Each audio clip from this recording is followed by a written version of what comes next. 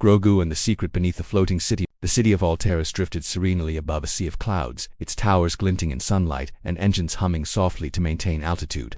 Din piloted the ship carefully, keeping them above the outskirts, while Grogu sat in the co-pilot's seat, eyes scanning the air with a focus Din couldn't quite explain.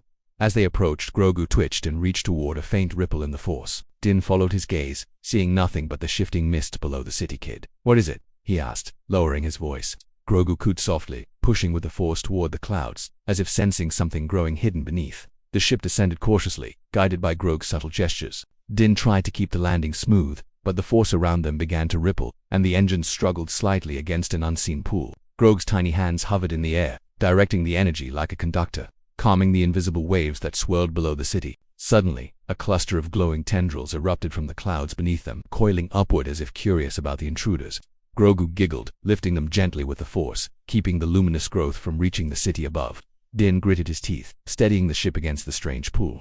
"I don't even want to know how this grows in midair." Grogu concentrated the tendrils, responding to his touch. They floated in patterns, pulsing with light but harmless now, almost playful. The city above shifted slightly, engines correcting to maintain stability. Din realized that only Grogu could sense and control this strange lifeform, bridging the gap between the floating city and the mysterious growth below. By the time they rose back above the clouds, the tendrils had settled, curling neatly back into the mists. Grogu watched, satisfied, as the secret beneath the city resumed its quiet existence, unseen by the world above. Din exhaled. "You're the only one who could do that, kid," Grogu cooed, and leaned against Din, tiny fingers brushing his armor. The city drifted silently above them, unaware of the strange life growing just beneath its feet.